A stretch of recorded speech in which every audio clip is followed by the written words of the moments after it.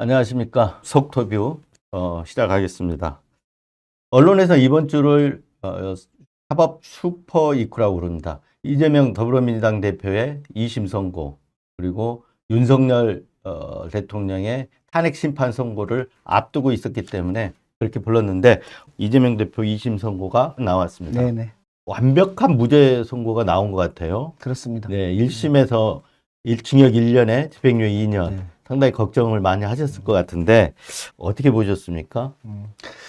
저는 이게 사필 기전인데 무슨 말이냐면 제일 처음부터 기소 자체가 이건 굉장히 무리한 기소였거든요. 네. 그러니까 결론적으로 말하면 0.73포인트로 진 정적을 뭐 안다 모른다. 김문기라는 사람을 안다 모른다. 네. 뭐 국토부로부터 협박을 받았냐, 압박을 받았냐, 받았나 안 받았나 이런 문제를 가지고 지금 얽어매려고 한 사건이에요. 네. 그래서 1심에서 굉장히 무리한 네. 판결이 난 거죠. 김문기 씨를 안다 모른다 이 부분은 무죄지만 김문기하고 골프를 쳤는데 골프를 네. 치지 않았다라는 것은 사실을 허위로 말한 것이다. 네. 이렇게 이제 판단을 한 거였잖아요. 그 다음에 국토부로부터 협박을 받았다. 이 부분에 대해서도 협박받지 않았는데 협박받았다고 했다. 이런 부분인데 이 부분 자체가 너무나 협소한 문제를 걸고 넘어졌는데 그것의 결과가 징역형이라는 네. 것이 나온 거예요. 네. 1심 판사가 저는 굉장히 잘못된 판단을 했다고 보는데 그것을 2심이라는 신급에 의해서 수정을 한 거잖아요. 네. 네. 이것이 지금 신급제에서 1심에서와 다른 결론을 다른 사람이 해보는 네. 이것들의 승리다 이렇게 보입니다. 네.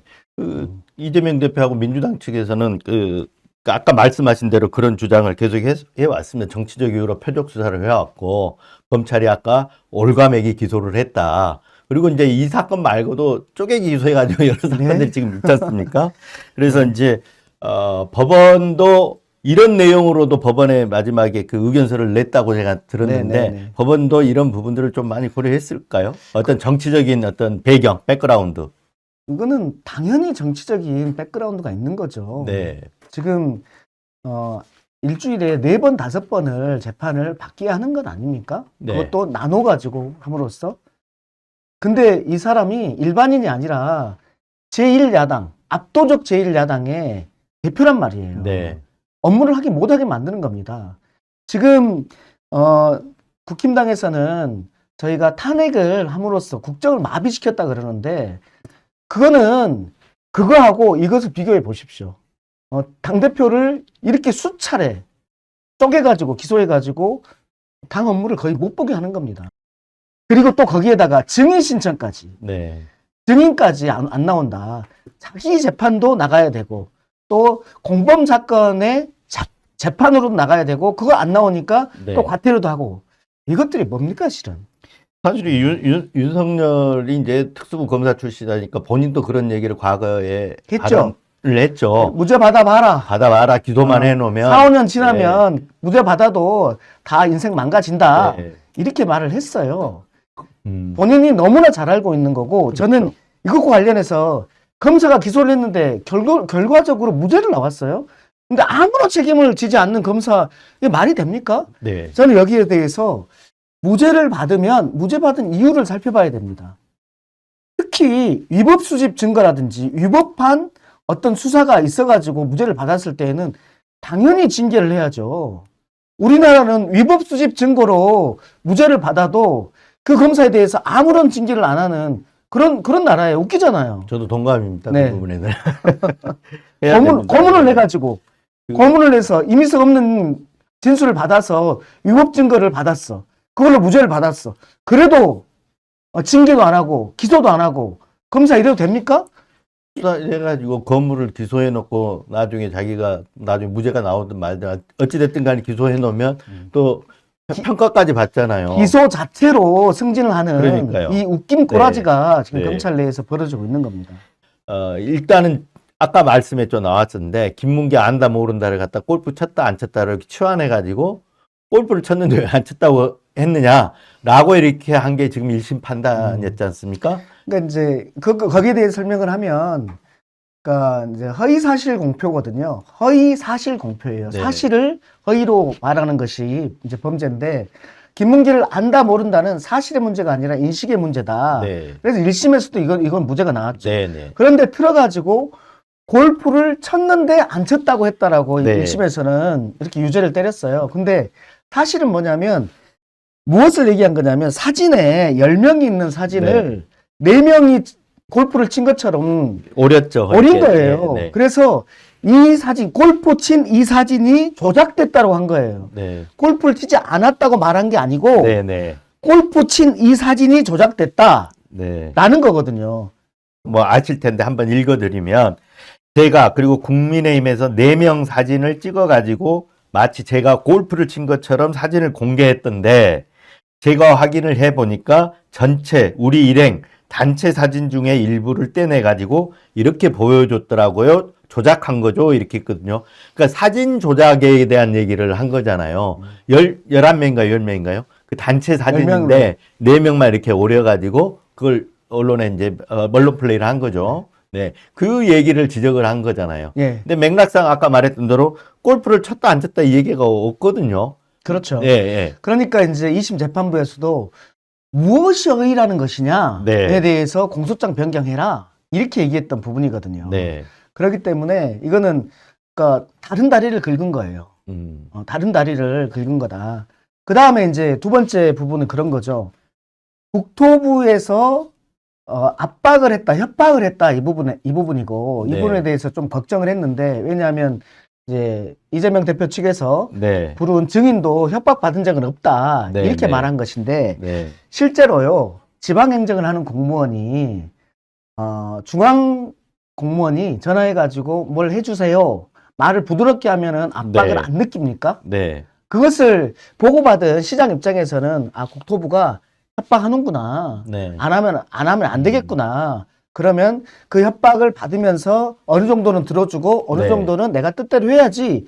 이렇게 해서 그 민간하고 공공하고 같이 해서 합작을 한 거 아닙니까? 네. 그것이기 때문에 이거는 법원에서도 그거는 압박의 정도 그런 그것도 이제 정도다. 느끼는 정도에 따라 네. 다른 거죠, 네. 사람마다. 네. 그러니까 협박이 협박죄야지 협박입니까? 네. 여기서 얘기하는 게 그런 거거든요. 네.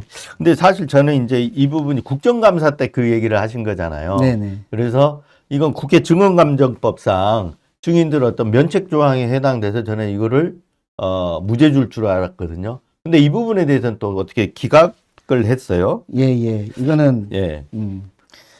그러니까 이렇게 했죠. 국회 국정감사 등에서의 발언은 정치적 의견 표명의 성격이 강하며 이를 형사처벌하는 것은 부당하다는 법원 판단은 나왔다. 네. 예, 이거는 대체로 말씀하신 대로 그렇게 나온 겁니다. 여기에서의 네.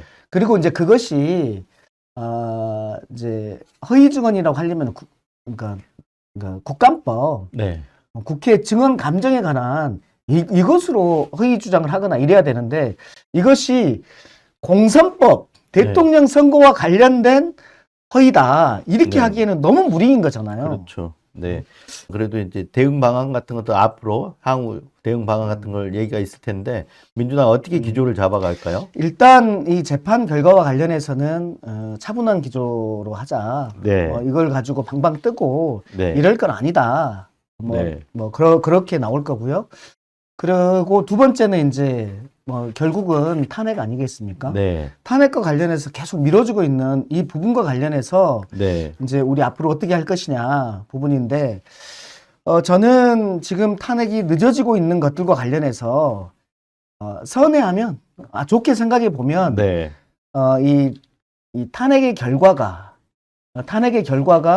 국민들을 더 갈라치지 않게 해야 네. 되는데 그러려면은 쟁점에 대해서 좀 일치된 견해들이 나와야 되고 그 일치된 견해들을 만들기 위해서 시간이 네. 늦어지는 거 아닌가 네. 이렇게 좋게 생각을 해볼 수도 있었고 네. 또 어떤 측면에서는 오늘 네. 이재명 대표의 선거 결과를 보려고 늦추는 거 아닌가라는 네. 의심도 제가 많이 했었거든요. 네. 그래서 선거 결과를 늦춘다 하면 무슨 말이냐면 만약에 유죄가 나오면 네. 선거 화면을 쭉 늦춰가지고 화면을 최대한 늦추고 대법원 선고를 빨리 나오게 하는 네네. 이런 방법으로 네. 가려고 하는 게 아닌가라는 의심이 저는 네. 많이 들었고요. 그거는 저는 국힘당에서도 계속해서 지금까지 얘기해 왔던 부분이고. 사실 많이 지금 보통 그 전에 노무현 대통령이나 박근혜 전 대통령 사례를 보더라도 말도 안 되게 지금 길어지는 거죠. 변론이 끝나고 나서 지금 한 달 이상 이렇게 어제가 한 달째였죠. 네. 이렇게 지속되는 거. 이건 좀 말이 안 되는 건데 나왔어도 이미 나왔었어야 되는데 하는 게 그 이유가 지금 이재명 대표 항소심 선고밖에 없다는 생각도 저도 들어요. 솔직한 얘기는 그런 네. 거죠. 네. 네. 좋게 생각하면은 네. 뭐 쟁점을 압축시켜 가지고 일치도를 높이기 위해서라고 볼 수 네. 있지만 또 다른 측면에서는 헌재에서도 이런 정치적 고려들을 하는 거 아니겠나라는 네. 측면에서 보였고 지금 이제 2심에서 무죄가 나왔기 때문에 헌재에서는 좀 빠른 선고기를 잡지 않을까 네. 그렇게 좀 추측을 해봅니다. 그 보수 언론들하고 그 구구 쪽에서는 633 원칙 있잖아요. 선거 사범에 대해서 6개월, 3개월 해서 빨리 다 적용해라. 대법원 같은 경우는 더 빨리 끝내기 위해서 2개월로 당겨라 막 그랬었는데 네. 이제 앞으로 지금 무죄가 나왔는데 대법원을 더 압박하지 않을까 어떨 것 같습니까 이 부분은? 국힘당 입장에서 보면은 한 번의 패가 더 남은 거니까. 네. 어쨌든 한 번의 패는 더 남은 거거든요. 근데 그 패는 대법원은 파기 자판을 네. 하지 않습니다. 거의 네. 네. 파기 환송이거든요. 네. 파기 무슨 말이냐면 지금 2심에서는 무죄가 나왔잖아요. 네. 대법원이 3개월 내에 예를 들면 2개월이든 1개월이든 사이에 어떤 선고를 할 수 있어요. 네. 근데 뭐 다시 무죄가 나올 수도 있지만은 파기하고 네. 유죄로 한다면 파기 자판을 네. 하지 않고 파기 환송을 한단 말이에요. 네. 네. 다시 원심인 2심으로 되돌려 보내는 것이기 때문에 네. 선거 전에 빠른 시일 내에 결론 네. 날 수는 없죠. 네. 어쨌든지 간에 국힘당 입장에서는 그럼에도 불구하고 대선 전국에서 좀 한 번의 패를 그 대법원의 결과를 또 보자라고 압박은 하는 것은 있을 수 있겠다라는 네. 생각이 듭니다. 아까 이제 얘기가 좀 나온 부분인데 결국은 이제 사법 슈퍼이크라고 부른 게 아까 이재명 대표 항소심 그리고 윤석열 탄핵 심판 선고 둘 중에 하나는 오늘 나왔단 말이에요. 윤석열 탄핵 심판 선고가 늦어졌단 말이에요. 늦어지는 이유가 아까 선회에서 보면은 쟁점을 갖다가 계속해서 뭐 조율하고 그다음에 결정문에 반영하느라고 이유 하나하고 이재명 대표 항소심 선고 보고하려고 했다라는 두 가지 이제 측면이 있었는데 그러면 이제 예를 뭐 언제쯤 나올 것 같습니까? 너무 피곤하지 않습니까? 주말이. 네. 네. 너무 피곤한데 그 네. 이유들 중에 하나가 어떤 정신과 의사가 이렇게 말씀하시더라고요. 토끼는 호랑이 앞에서 잠을 못 잔다. 네. 지금 우리 윤석열 대통령의 그 흉포함과 네. 보여줬던 그런 것들 속에서 우리 국민들이 지금 불안한 거예요. 네. 그 불안함이 계속되고 있습니다. 그렇죠. 네. 네. 불안하죠. 이 다 이렇게 수감돼 있는 줄 알았더니 다시 손을 들고 나온 거 보면서 그런 느낌, 그런 어떤 두려움 가졌던 네. 분들이 많으셨을 것 같아요. 그리고 이제 또 하나가 뭐냐면 이재명 대표의 2심 결과가 나왔잖아요. 네. 윤석열 입장에서는 자기가 바라는 것이 나오기를 간절히 바랬는데 그게 안 나와버린 거예요. 네. 그리고 자기 선거가 선고 탄핵 선고까지 이제 그 며칠의 기한이 있기 때문에 이 기한 동안에 또 무슨 짓거리를 할지 모른다. 네. 이런 게 있기 때문에 이 시기는 짧아야 된다라고 네. 보입니다. 네. 그 이재명 대표가 그 현장 최고위원회 하면서 그런 말씀을 좀 하신 것 같은데 이게 헌재가 비상계엄 면허증 주는 거 아닌가라고 이렇게 헌재를 경고 주는 듯한 발언을 하셨어요.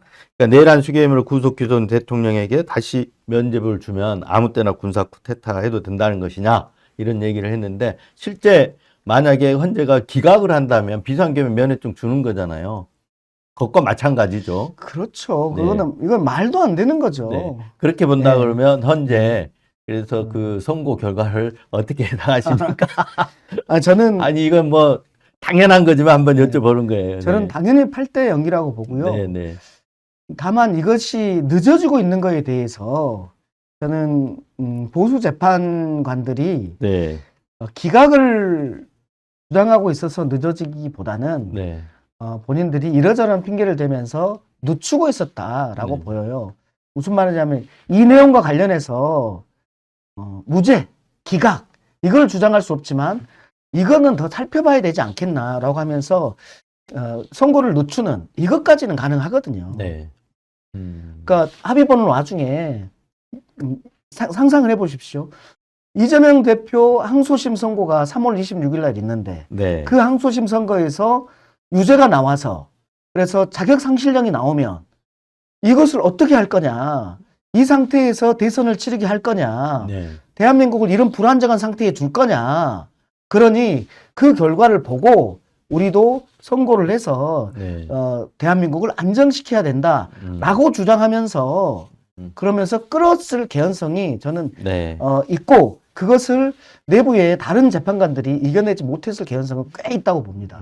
아까 처음에 얘기하신 대로 이 쟁점이 한 5가지 정도 되잖아요. 비상계엄, 뭐 국회 봉쇄, 선관위, 그리고 정치인 체포, 보고령 뭐 이렇게 되잖아요. 근데 이 쟁점별로 각자들 의견이 있으니까 조율하느라고 결정문에 그걸 또 반영하느라고 늦어지는 거다. 이렇게 설명을 해왔는데 그렇게 설명한 것만으로는 좀 많이 너무 지나쳤죠. 예, 너무 길이 텀이 마가 많이 떴단 말이에요.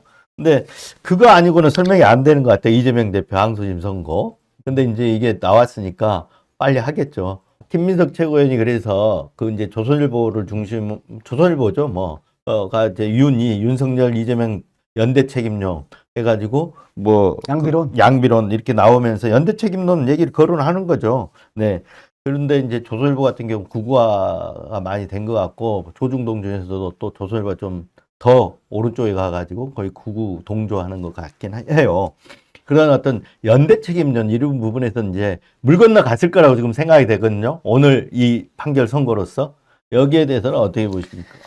저는 보이지 않는 손이 있을 것 같다라는 얘기도 어제 그저께 나오고 그랬었는데 보이지 않는 손은 저는 개연성은 꽤 높다고 봅니다. 네. 지금 구속 취소가 되는 것도 이것도 상상할 수 없었던 판단이잖아요. 그러면서 이제 이거 보이지 않는 손이 작동하는 거 아닌가? 그러면서 또 고민해 보니까 보이지 않는 손이라는 것은 중도와 또는 그 보수 입장에서 봤을 때 어떻게 설득을 할까? 네. 아까 말했던 것처럼 이재명 대표가 2심에서 유죄가 나왔을 때 그리고 그로부터 3개월 내에 대법원 선고를 해야 되잖아요. 네. 3개월 내인 것이지 이거는 서면 재판이기 때문에 1개월 내에 할 수도 있고 네. 뭐 3주에 할 수도 있고 1개월 내에 할 수도 있고 그렇단 말이에요. 그렇다면 4월 18일 날 두 분 재판관 퇴직 직전까지 미뤄가지고 하면 결국은 이제 후보 결정 전에 대법 결정을 내버릴 수도 있는. 그러니까 보수 언론 그렇죠. 얘네도 계속 대법원을 압박하는 거죠. 그렇죠. 네. 굉장히 불투명한 상황을 대법원이 그냥 네. 두겠냐. 이것을 국민들한테 이렇게 불투명한 상황에서 선택하라고 하는 게 맞겠냐. 네. 라고 하면서 압박했을 것으로 보입니다.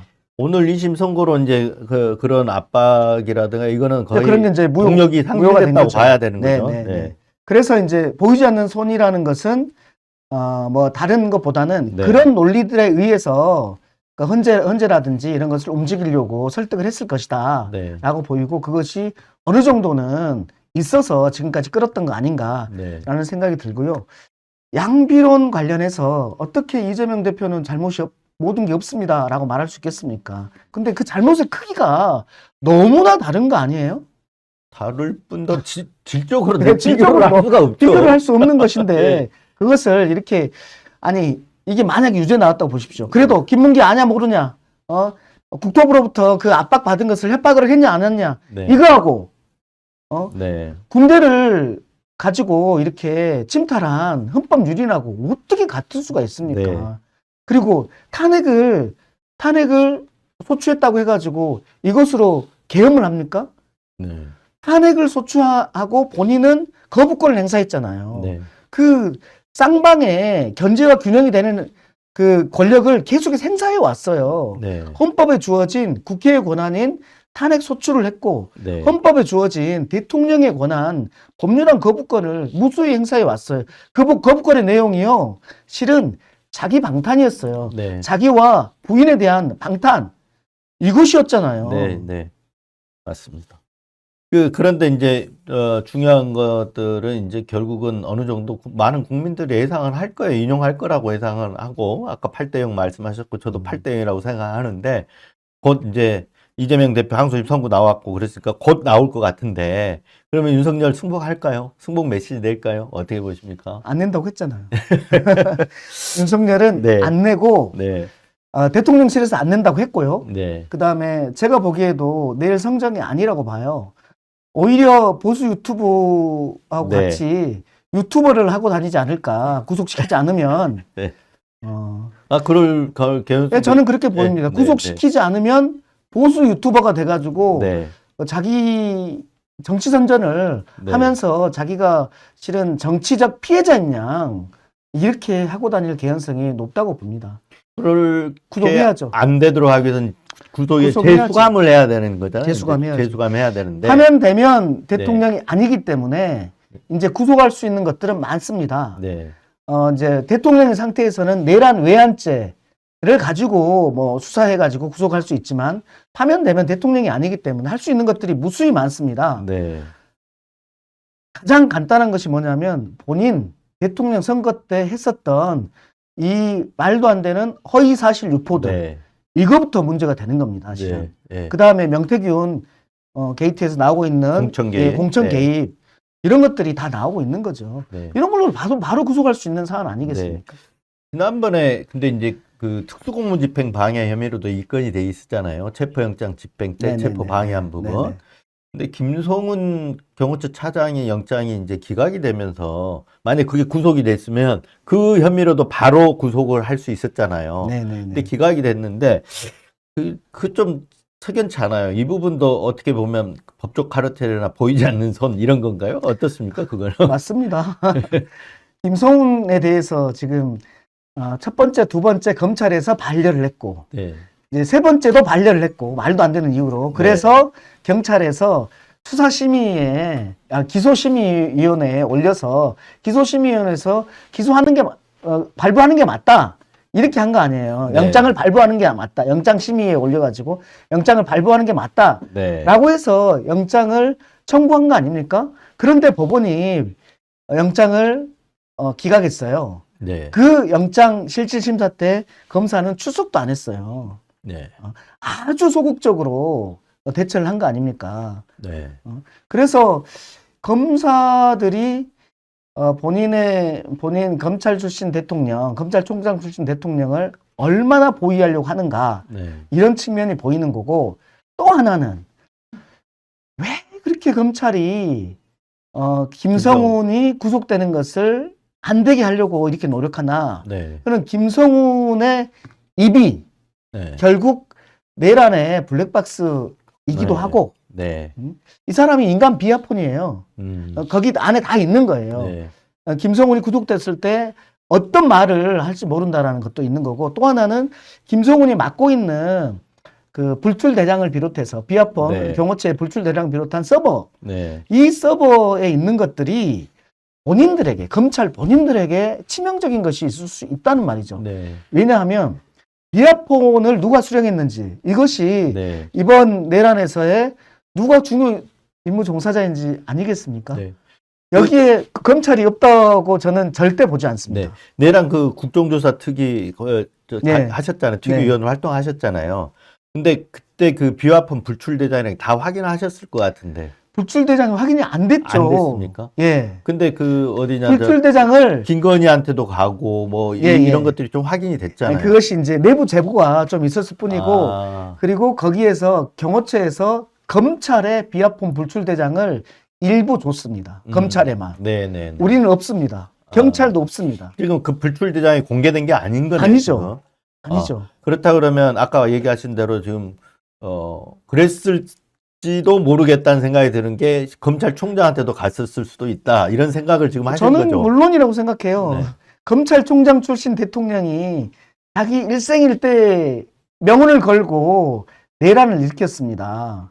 그런데 자기가 잘 모르는 군대, 네. 자기가 잘 모르는 경찰 여기만을 활용했겠습니까? 자기가 가장 잘 알고 있는 네. 그리고 자기를 지금까지 보위해왔던 네. 이 검찰에게 역할을 맡겼을 텐데 그 역할이 지금 하나도 안 드러났어요. 네. 아주 말단에 이런 그 꼬리만 조금 있는 상태일 뿐이죠. 네. 그래서 저는 검찰은 심우정 검찰총장은 자기 살기 위해서 저는 김성훈 네.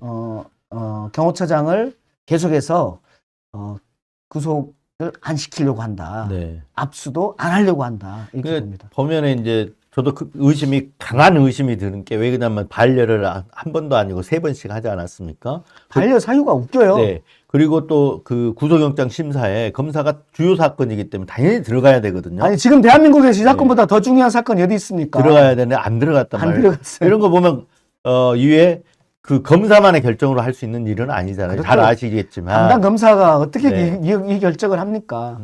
그래서 결국은 검찰총장부터 수뇌부와 관련돼 있을 거다. 네. 이렇게 이제 보시는 거고 충분히 합리적인 의심이고 이런 부분들을 이제 규명하기 위해서 필요한 게 결국은 특검입니다. 내란 특검이죠. 지금 심우정 검찰총장과 지금 그리고 이진동 차장 네. 이 체제 속에서 저희가 의심을 안 할 수가 없잖아요. 네. 구속 취소부터 비롯해가지고 김성훈 차장에 대한 구속영장 반려부터 이런 이 모든 과정 속에서 네. 이 검찰들이 이 검찰 수뇌부가 지금 내란과 관련된 이것들을 수사하는 게 맞나? 네. 이런 사건을 특검하지 않으면 어떤 네. 사건을 특검합니까? 네, 맞습니다.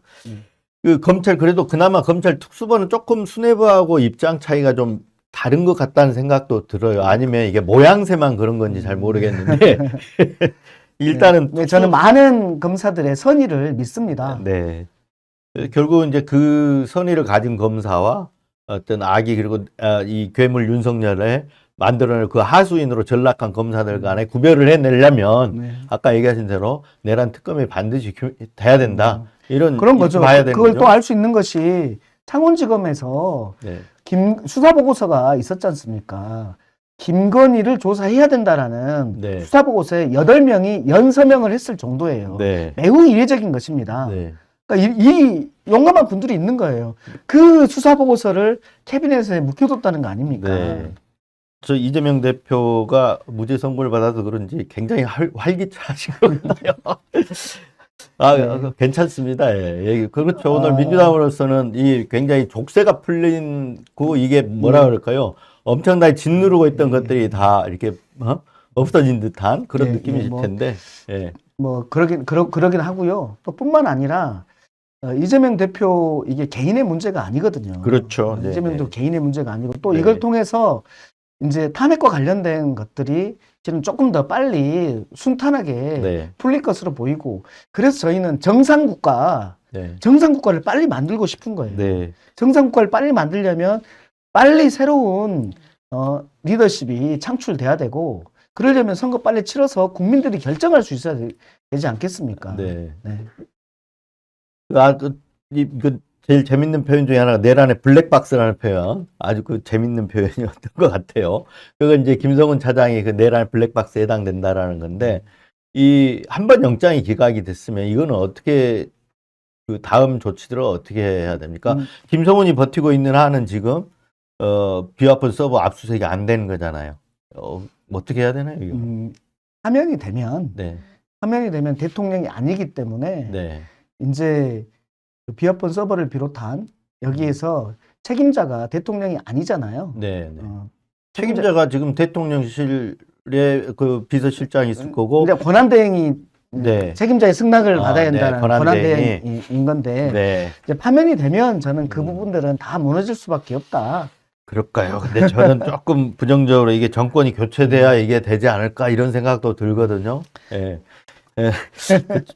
근데 물론 이제 지금 왜 그러냐면 아까 얘기하신 대로 대통령 권한대행이 뭐 협조를 하면 될 수 있는 부분인데 한독수란 말이에요. 예. 그래서 그 한덕수 총리 이제 얘기 나왔으니까 마은혁 재판관 임명을 해야 되면도 위원이라고 지적을 받았잖아요.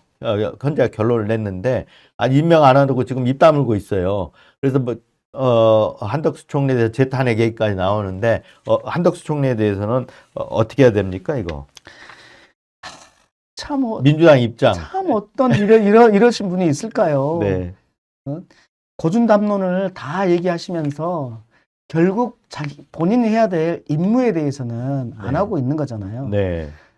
이 탄핵 결정문, 아니 이번 탄핵 결정문, 한덕수 탄핵 결정문에서도 이것이 위헌 위법하다고 나왔고, 네. 실제로 기각했던 김복형 그 재판관조차도 시간이 그렇죠. 예, 시간으로 따지면 시간으로 따져서 이것이 네. 아직 그럴 단계는 아니다라고 한 것이지, 지금 마은혁 재판관을 임명하지 않은 게 지금 얼마나 됐습니까? 지금 12월 달에 한 거잖아요. 네, 네. 그럼 지금 3개월 가까이 된 거 아니에요? 100일 가까이 된 거 아니에요? 네. 100일이 지체 없이 넘어섰지 않았다라고 볼 수는 없는 거 아니에요? 네.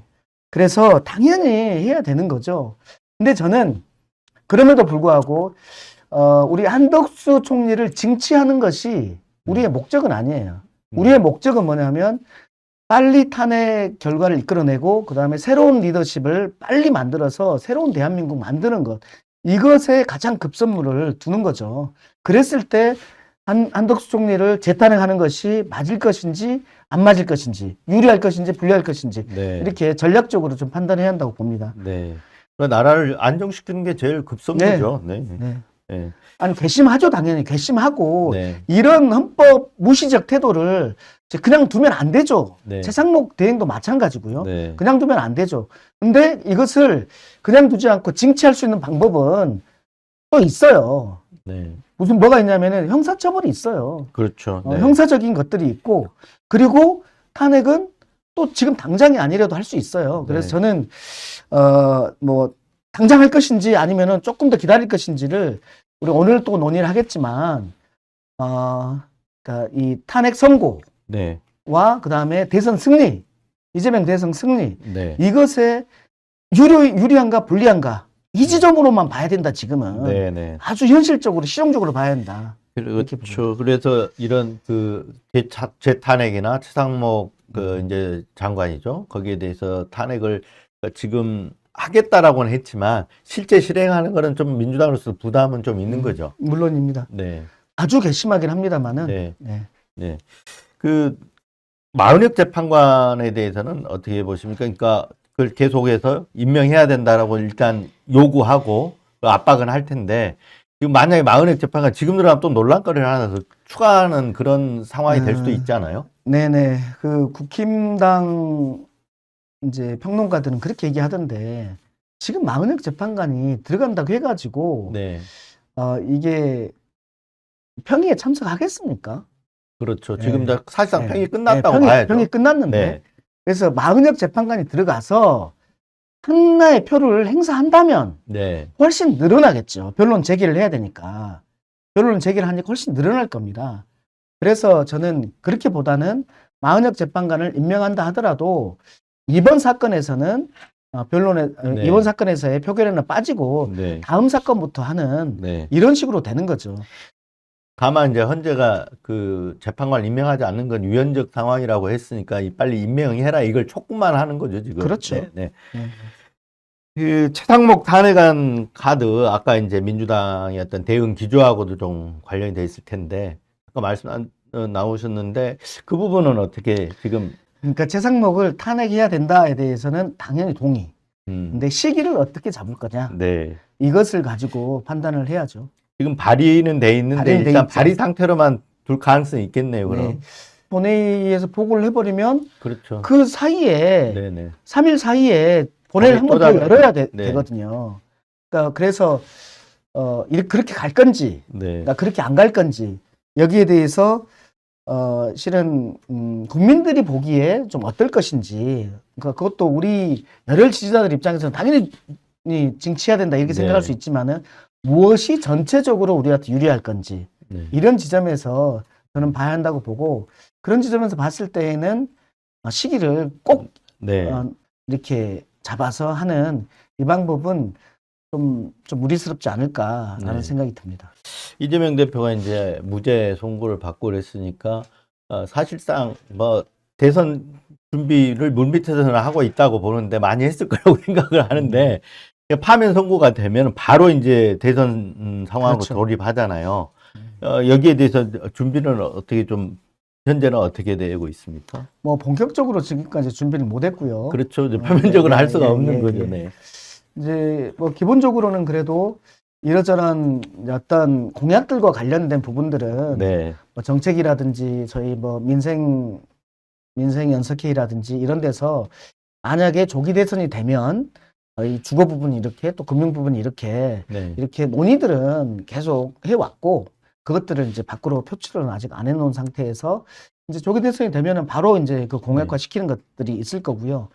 또 하나는 이제 일정상으로 경선을 네. 해야 되잖아요. 30일 내에 경선하고 30일 내에 본선 치르는 네. 이런 방식이 될 것 같습니다. 네. 그럼 경선이 뭐 우리가 전당대회 치를 때처럼 그렇게 네. 세세하게 가지는 못할 거고 지난번 2017년에는 큰 네 군데에 거점으로 했습니다. 수도권, 충청권, 호남권, 영남권 이렇게 네 군데 영역으로 해가지고 이렇게 경선을 했거든요. 아마 이번에도 그렇게 정도 할 수 있지 않을까 싶습니다. 근데 경선이 이제 완벽하게 무죄를 받아놨으니 경선에 뭐, 도전할 자가 없는 거 아닙니까? 경선이 너무 네. 뭐랄까요? 그렇죠. 싱거워지는 거 아니에요? 예, 사실상 네. 경선은 이제 승부를 내는 경선이라기보다는 네. 어떤 이제 방향에 대한 그런 쟁점을 만들어내는 그런 경선이지 않을까. 네. 그래서 지더라도 나오는 사람들은 저는 있을 수 있다고 봅니다. 그것은 뭐 그게 건강한 거니까 그렇기도 네. 하고 또 본인들의 정치를 위해서도 미래를 위해서 네. 그럴 수 있다고 봅니다. 이거는 이제 조금 지금 전국 상황하고 조금 동떨어진 질문일 수도 있는데 교섭단체 지금은 이제 20인 이상 의원들 20인 이상 확보해야 교섭단체가 되잖아요. 근데 그 지금 15인 이상 완화한 안으로 15인 이상, 10인 이상 이렇게 발의가 돼 있다고 그래요. 네, 있습니다. 아마도 이 조국 혁신당 같은 데는 이제 그걸 간절하게 원하고 그걸 이제 계속 촉구하고 할 것 같은데 지금 이 부분에 대해서 민주당 입장은 어떻습니까? 민주당에서는 그럴 수 있다. 네, 일단 뭐 대변인 말씀은 그랬잖아요. 네, 긍정적으로 볼 수 있다. 이 정도이고 한다는 얘기도 아니고 안 한다는 얘기도 아닌데 저는 개인적으로는 저희가 2017년 박근혜 탄핵됐을 때 그때의 민주당의 우를 네. 범하면 안 된다라고 생각을 합니다. 그때 탄핵 연대를 통해서 우리가 집권을 했잖아요. 네, 그러면은 5년 동안 그 탄핵 연대를 유지했다면 네, 네, 윤석열 같은 이런 네. 사람이 나오지 않았을 겁니다. 네. 우리가 정권을 뺏기는 이런 상황 네. 안 나왔을 거예요. 그런데 그때 실은 딱 우리만 네. 집권을 한 거 아닙니까, 결국. 그래서 뭐 바른미래당이라든지 그런 세력들이 뭐 형해화돼 버리고 또 다시 되돌아가거나 이렇게 우리가 허용함으로써 지금 이 상황을 만들어냈기 때문에 저희는 이번에도 네. 이번에 탄핵에 참석했던 그 탄핵 연대를 만들어내고 그 탄핵 연대에 따른 집권을 네. 해야지 저희가 이제 꿈꾸는 세상을 조금 더 네. 장기적으로 해낼 수 있다라고 보거든요. 전국을 안정적으로 이끌면서 그러려면 텐트를 크게 쳐야 되잖아요. 네. 텐트를 크게 쳐야 되고 텐트를 크게 치려면 소수 사람들이 원하는 것들을 저는 들어줘야 한다고 봅니다. 네. 조국 혁신당이 가장 원하는 것들은 교섭단체 그렇죠. 완화일 네. 것이고 그리고 또 하나는 그 국힘당 내부에서도 지난번에 탄핵에 찬성했던 분들 그다음에 계엄 해제에 찬성했던 분들 네. 이런 분들이 있는 거 아닙니까?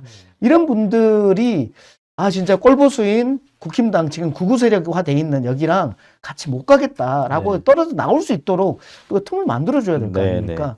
그런 측면에서 봤을 때는 저는 15인이든 네. 또 경우에 따라서 10인이든 네. 이런 것들을 내주면서 네. 우리가 텐트를 키워야 된다. 네. 물론 거기 이제 10인 이제 교섭단체 만들면 협상 과정에서 굉장히 어려움들이 있습니다. 좀 더 네. 복잡합니다. 그렇지만 그 복잡함을 푸는 것이 연합정치이고 네. 그 과정에서 텐트를 크게 하면 저희는 집권에서도 안정적인 지지 기반을 통해서 네.